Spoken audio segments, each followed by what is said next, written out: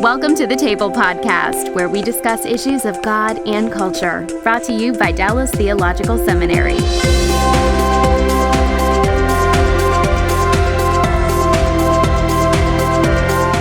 Welcome to the Table, where we discuss issues of God and culture. I'm Darrell Bock, Executive Director for Cultural Engagement here at Dallas Seminary and the Hendricks Center. And today our topic is human trafficking. It's not a pleasant topic. It's a disturbing topic in a lot of ways. But we have two wonderful guests who have a lot of experience in working in this area. I have with me Mike Bartel, who is Director of Free International, an organization that works with human trafficking, headquartered in Las Vegas, and he's live with us over Skype.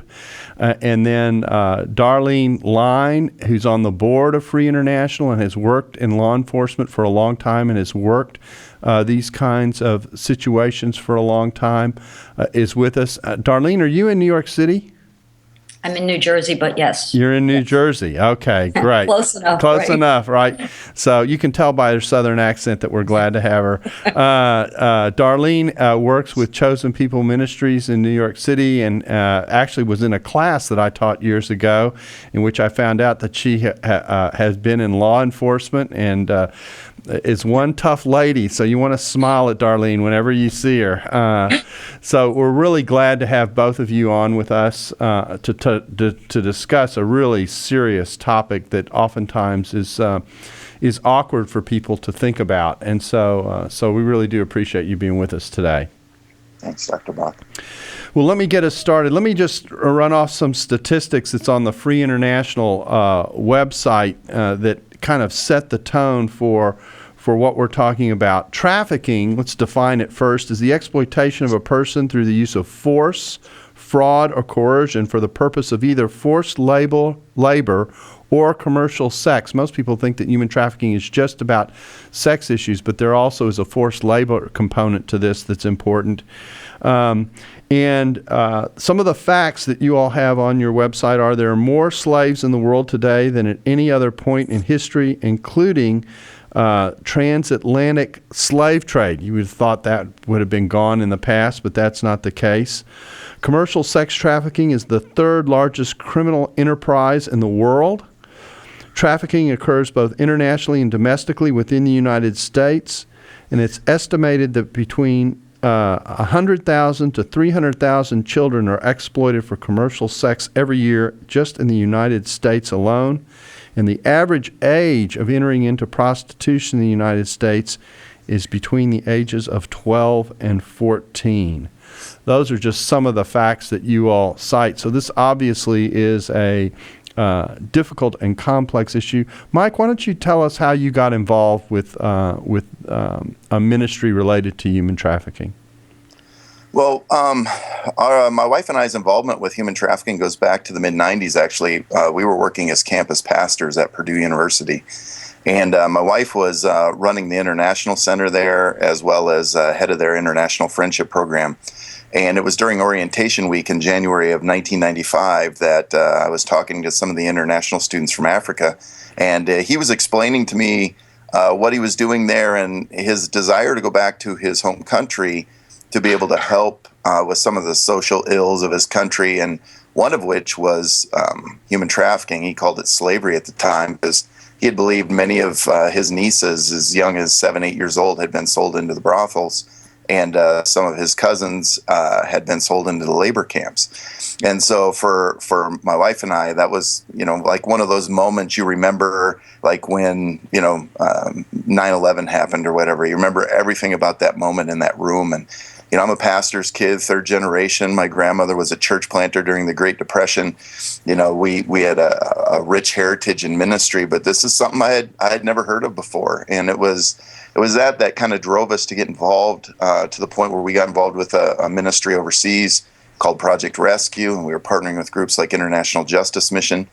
And, in the mix of all that, just began to hear more and more what was going on in our own country. So my wife and I returned and and started a missions organization called Free International, which stands for Find, Rescue, Embrace, and Empower, in partnership with local church communities across the country to address it right on our doorstep. So your background is you were a campus minister, basically, and then transitioned into this? Yeah, I was a campus minister when we first were exposed to this issue. We had moved to New York City and pastored for a while, working with people throughout New York City that were addressing this, including with the UN, and it was just a progressive movement to where we begin to think, how can we get involved directly with this, boots on the ground, sleeves rolled up, to really make an impact with those who are being exploited. And so, but we were first exposed to it as campus pastors at Purdue University and interacting with our international students. Now, Darlene, your background is your military background. You were a civil servant. You were a senior special agent for the U.S. Department of Homeland Security. All that tells me I shouldn't mess with you at all. Just smile and be quite friendly. But tell us about how you got involved with this. How did you come to be aware of what's going on with human trafficking? I was assigned in the New York offices, actually at JFK Airport, and I was at Internal Affairs Division. And because this was just growing in law enforcement circles of how to combat this, we would see the projected numbers of the estimations of how many people are trafficked through into the United States. So of course, when you're at one of the ports, that raises an antenna. What are we missing? So I was asked to join a multi-agency, including NGO task force, and it was a human trafficking task force. And this was, I think, somewhere around 2009 or 2008. And it was comprised of FBI, Homeland Security, Department of Social Services, the Labor Division, NGOs. It was just a plethora of agencies coming together. How can we identify this? Because it's a hidden crime. It's very much prevalent. However, it's very hidden, and it's hard to identify, because oftentimes if you were looking for people coming into the ports, the trafficked person may not have that fear, did not come in shackles or anything. They're thinking they're coming under the auspices of a friend, a job opportunity, an educational opportunity. I mean, that's just one of the ways. So it's very often missed. The interesting thing, though, with any of the government agencies is we realize how important it is that you have to bring in the community. And Homeland Security has what they call, in 2010, they implemented the Blue Campaign. And it's a way of they can't do it alone. Law enforcement, without the public awareness, is unable to even make a dent. They do as much as they can, but it's the training and the collaboration of all people. Eyes, it's like, let us have ears that hear and eyes that see. So what is a blessing to me is in their list, as you're looking at that, they give you posters, they'll do trainings, as well as the NGOs. However, they also identify the faith-based community in their list of ways of getting trained. So this is very exciting for me to see that from a government aspect, mentioning the faith-based community. Okay, so basically what you're talking about is that there's very little chance of being able to deal with this unless there's a kind of an awareness of what's going on. So let's paint that scenario to start off with. You said it's very hard to spot this as taking place. So what are clues that people should keep their eyes open for, and how do people get into the country? You've already alluded to this a little bit, Darlene. How do people get into the country who are being trafficked, and why don't they look like they're being trafficked? Say I'm traveling with you, and I'm a 14-year-old. You're a friend of the family. My family trusts you. I I'm in a country that doesn't afford me a lot of opportunity.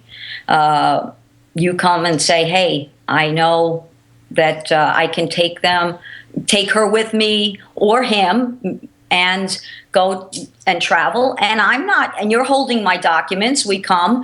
There's no antenna that will go up on the other side because I'm traveling with a friend. Well, I'm not showing any kind of signs of being held against my will.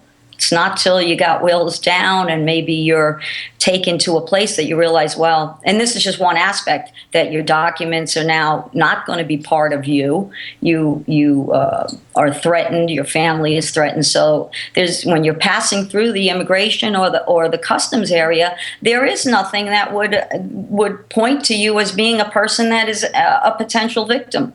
Because we're walking through like anyone else. So in other words, it's almost like once you land here and you're taken to wherever it is you're taken, then the process really, in one sense, starts in terms of trying to hide who you are, change your identity, etc.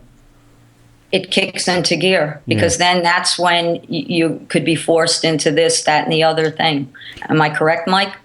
Yeah, absolutely. I mean, that we see with what's going on with the political issues of what's going on at the border right now. You have two aspects of this. If we're dealing with international trafficking, which is what we're talking about right now, those being brought into the country who are being smuggled in aren't necessarily traffic victims. I mean, that's a crime in our country. It's a crime against the border if you end up here, without going through the proper process. But human trafficking really is what happens once they get here, which is what Darlene was referring to. And many times what happens is those who bring you into the country, whether it's a friend or whether it's, the coyotes getting you across the border, if the transaction ends with that person paying the coyote to get them into the country, that's not human trafficking. But if once you get here, there's more stuff added onto that, hey, I know you don't have the money, but here's how you're going to work it off for me. And you end up in kind of a debt bondage where they force you to work off either through labor for sex, your passage into this country.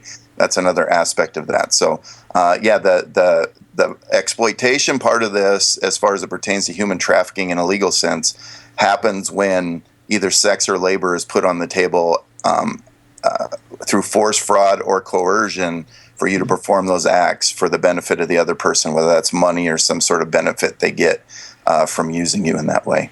Okay, Mike, we've talked about the international situation. What happens when it's domestic? How does that happen? Is that often runaways and that kind of thing, or are there other ways in which it happens? Yeah, there's so many different ways it happens now, but the statistics you read, where the 100,000 to 300,000 U.S. children a year actually is gotten from the missing children statistics, right? So every day in the United States, 2,200 children are reported missing.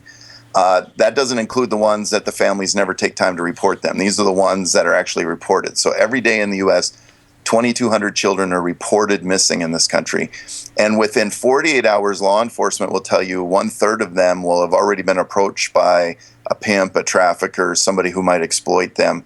And that number goes up to 2/3 within 72 hours. So that's where you get the statistics for U.S. children every year who are either being exploited through trafficking or at high risk for being trafficked, 100,000 to 300,000. Now, in saying that, in brief, at the same time, that's just dealing with underage kids. That doesn't deal with those who are over 18 who are also being exploited. Those are purely domestic minor numbers, those who are underage. And if we're looking at this law, and we're not going to get into great detail with the law, but by federal law, you read what was on the website up front, that it has to include force, fraud, or coercion to be a human trafficking case. In our country, if you're under 18 years old, you don't have to prove any of those things if you're being commercially exploited for sex. So 100% of the time, if a 17, 16, 15, 14-year-old is being sold for sex by a pimp, by somebody along those lines, 100% of the time, they are a traffic victim, and you do not have to prove force, fraud, or coercion, just age. Okay, there's a little tag on your website on one of the pages. It goes, every 30 seconds another person becomes a victim of human trafficking. I mean, that's almost mind-blowing to think about how consistently people are caught up into this. So I guess the question now is, when we think about this, obviously you've got people who become trapped. They are told this is the only way they can earn the money or whatever to get out of the situation that they're in, but they're never let go once they're trapped, right? I mean, they're stuck. Isn't that what happens, Mike? Yeah, it really becomes part of the process because, again, there's so many different ways these children, and particularly these girls, are exploited. And one of the ways is a boyfriending scenario. And so in many ways, it's almost like there's an emotional tie between the person who's being exploited and the person who's exploiting them, to the point where they won't even self-identify as a victim. And so oftentimes that's why you never see them run, among many other reasons. But they think they've kind of, so to speak, made their own bed, and they've kind of fated themselves to this situation. And many times, those who are being exploited were already being abused in the home to begin with, sexually abused. And so their self-identity becomes wrapped up in, this must be the only place where I find value. And because of that, and really that's how exploiters are looking for those type of people, low self-esteem, that they can take advantage of. And that's why they never get out. There are those pimps who would use force to keep somebody in, or different times during this grooming process, use force to let them know that pain is involved should they cross the trafficker. But oftentimes the chains really are more tied to emotional bondage than they are any physical threats. Another phrase that I've seen is what's called the Stockholm syndrome. Can you explain what that is? Yeah, Stockholm syndrome, at its basis is really just when the person who's being exploited actually develops emotional attachment to the person who's abusing them. We've seen that happen. You might have seen the Elizabeth Smart case from a few years ago, where after a while, the person who was exploiting Elizabeth Smart didn't have to do anything. She was a willing participant, so to speak, in his travels, and where he went, she followed him because she developed an emotional attachment to her captor. It's a psychological issue that needs to be addressed in a professional context. But that's what happens with a lot of those. Not a dissimilar situation to, say, a battered woman who's been in a marriage for 25 years and there's never been a day where she hasn't been abused, yet she continues to stay in that marriage and that relationship because of that emotional tie to the person who's doing that abuse. Okay, Darlene, you've suggested that from a law enforcement standpoint, this is a difficult thing to kind of get your eyes around and for law enforcement people to catch, that part of what is needed is people who are aware of what's going on around them and can sense when this might be going on. Are there clues that people can be given to perhaps be aware that this might be going on and it's something that's worth alerting law enforcement about or reporting? The usual clues, when in doubt, people don't always think, well, it can't happen in my neighborhood. You might be in some place that is very quiet and sedate, but that's a fallacy, because it can. It can be happening in your very community, and it be under your nose, and you might not even see it. Now, sure, we know about places where there could be, like, quote unquote brothels, massage parlors, nail places, etc. But again, the big issue is that sometimes these people do not identify themselves even as victims. They don't trust law enforcement. They've been brainwashed into fearing with their identity. They've been brainwashed into who to trust. So without the victim being identified, it's also very difficult. And even today, there's only 39 states that have laws in our USA that have the laws that, because it's constantly changing. For instance, you can have, we do a Say Something assembly with Free International, and there's another typecast of a person that could be attending high school, and all of a sudden the grades drop, and then people are sort of snickering and saying, well, gee, they're not, their grades are no longer good. The teacher is saying, used to be a good student. How does she afford that nice designer bag? And then this girl sort of slips into thing, and that's why when we're promoting this particular assembly, it's to let the kids know, hey, say something.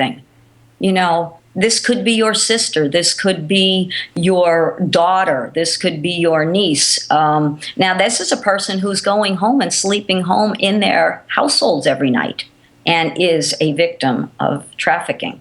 And we've seen that even just in this last Super Bowl with coming up with this powerful assembly, and Mike will get into it more, where it's a way that the communities and the schools are allowing free to go in and have this Say Something assembly, that now there's we're on a waiting list to get into different places because Governor Christie was behind it, the Attorney General.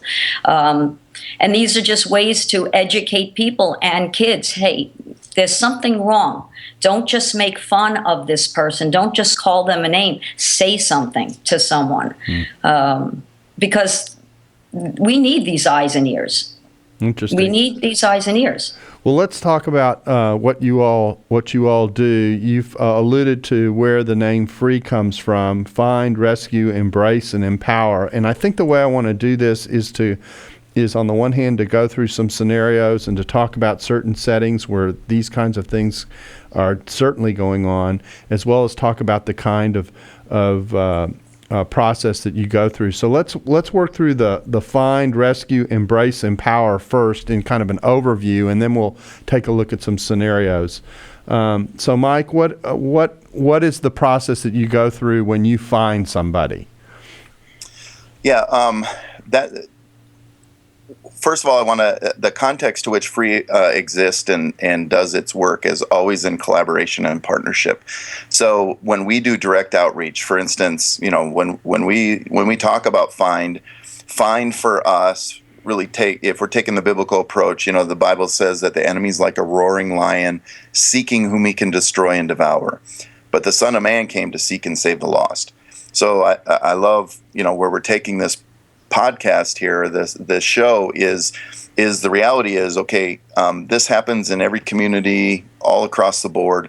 What does it look like so that we might be able to identify and find those who are being exploited? Whether that's, like Darlene was just talking about, our school assemblies deals with the prevention side of this. So identifying the risk factors in a community so that we might be able to prevent those who are already vulnerable from being exploited in the first place. Or on the other side, where and how we do direct outreach. One of the ways we've started to train the faith community when we first came back from India and how to identify and engage was through the Super Bowl outreaches that we do. We do a great collaborative Super Bowl outreach with a couple other great faith-based organizations, highly competent people, where this will be, I think, the 7th Super Bowl coming up here. To go within Phoenix area this year, be able to identify areas of the city that are higher risk and work with law enforcement, both federal, local, and state law enforcement, to really engage and be able to identify those who are being exploited. Whether that be online, some of our identification happens online. That's where, if everyone doesn't know the term red light district, it really deals with high areas of prostitution or demarcated districts for prostitution. Really, online's become the key place for that. One of the big ways we've worked in outreach and finding is in outreach to missing children. So we come into an area and find which children are missing from that area, mobilize the faith community, the business community, and other areas of that city to be able to find those who are already missing. They may or may not be trafficked, but we all know they're vulnerable. If you're 14 and on the streets, you're vulnerable. So it allows us this connection point to build a network within whatever community we're in, whether we're in South Dakota for the Sturgis Motorcycle Rally, or up in North Dakota for the big oil boom, or whether we're in a metropolitan area like New York City in the last Super Bowl in North Jersey. How do we mobilize a community to to explain what that is. And we are not vigilantes, so we don't go busting in a bulletproof minivan and start tossing girls in the back, from the strip club and drive off down the road. We work hand in hand with law enforcement because even though we are missionaries and know a thing or two about this issue, we have not been tasked in our culture to play law enforcement. But again, we got great people like Darlene who were in law enforcement and are part of the faith community, building those relationships so that as we identify within our church surroundings the vulnerable, we can partner with law enforcement to get them help. So that's the find aspect is the different areas of that, both in prevention and in outreach. How do we identify the vulnerable to protect them from this happening? Or how do we identify the ones that are already being exploited, work with law enforcement to see them extracted from their situation? Okay, well, before I turn to the R in the rescue, you've mentioned connecting with faith-based communities. How do churches get involved in this, and what can they do? Well, initially, we took the approach with Free International that we recognize as believers that God chose His church with the capital C to be His agency to reach this world, both small and great alike.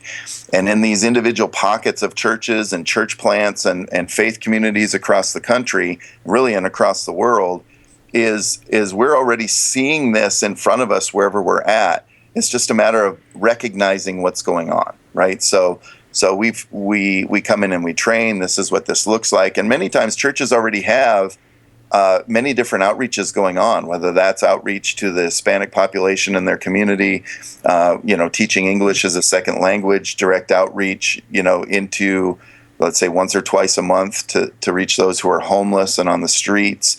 To be able to recognize and identify places of contact within the community already that the church is doing outreach, and be able to add this layer of education and add the network that's needed to be able to get those help that are there. So the church has played a pivotal role wherever we've worked because they're the ones that are already active in the community. And we're seeing government and law enforcement recognize that.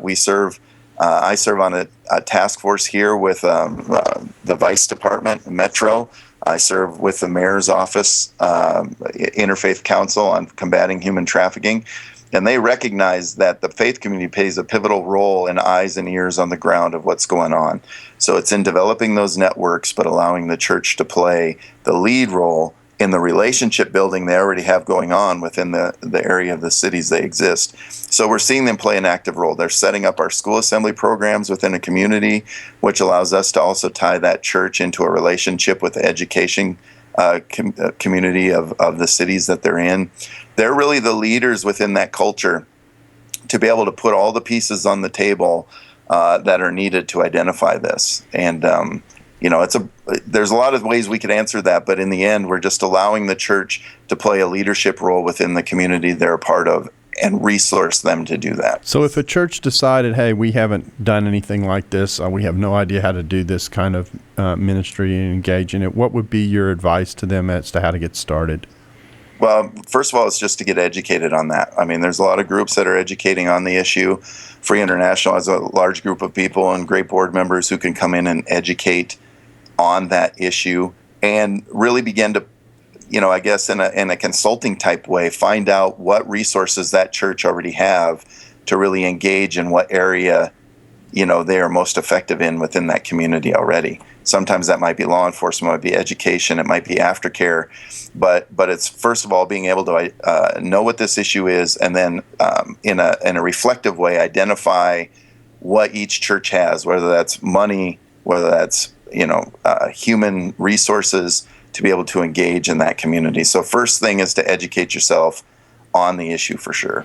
Okay, Darlene, I'm going to ask you about the R, about rescue. What does that look like in terms of how that gets done, and what are the possibilities for how that takes place? Well, once a tip and once someone is identified, from the law enforcement perspective, they come into now they're into the legal arena. And years ago, but thank God that things have changed, and Years ago, it was hard to identify them, as a victim. They had the fear of law enforcement because that was just indoctrinated into their mindset. You're talking about very broken people in a very broken world.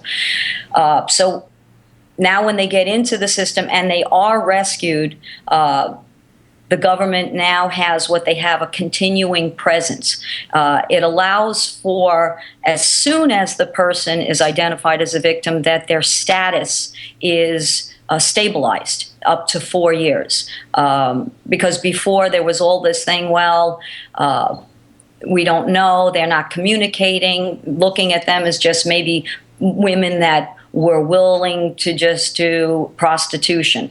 But it's more victim-centered, which is very important because that's crucial to identify them and to get them that status and stability so that they can go through the process, the litigation process. Because these laws are new, and the problem is getting it to the point of prosecutions. Every time you turn around, there's a different thing that's there. These laws have to, prosecutors have to prosecute them.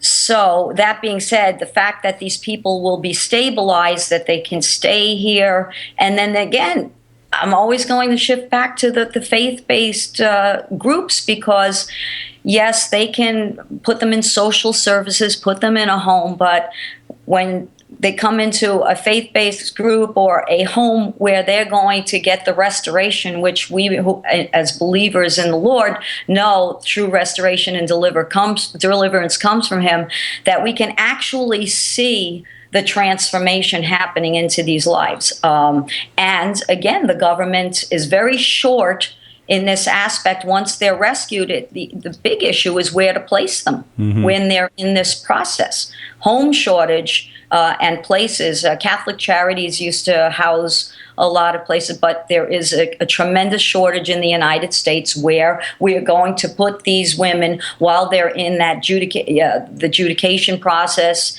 because just because they're rescued now you got a bigger thing going. You've got the legal aspects going, you've got all this litigation, and then you have dealing with their issues, their psychological issues, their emotional issues, their financial issues. And again, this is where we see the faith community also. And we've been fortunate enough, and Michael probably maybe take a minute to talk about a home that we are about ready to launch for this purpose, because this will give the comfort for these rescued people while they are in this process, because it can be long and drawn out. Now, before we talk about the home, let me go back and recover something. You know, one of the ways in which I suspect that someone who's being trafficked is trapped is in the midst of, supposedly paying off a debt or whatever it is that's going on. I suspect that there's a lot of drugs and stuff like that goes on as a part of this that also traps them, so that they feel like they can be cornered with the idea of, well, if you turn yourself in, you're going to, they're going to trap you on drug charges and this kind of stuff, and you're going to be put in jail, and you don't want to turn yourself in. Is that the kind of thing that happens that keeps someone trapped in this situation, Mike? Yeah, that's definitely one of many things that happens. One thing we noticed over the years is, we've worked with this almost 11, 12 years now full time, is, the old narrative was girl turns to prostitution to pay for their drug habit. And so the drug dealers became opportunistic and being able to make money both off drugs and off the prostitution piece, which still happens, because of their addiction, which I'd like to point out right away that by federal law, that's also falls under something you can prosecute for human trafficking, is if somebody takes or exploits an addicted girl or boy or man or whatever in their addiction, exploits them, that becomes part of the human trafficking law as well. But more times than not, what they were finding is the drugs come after the exploitation.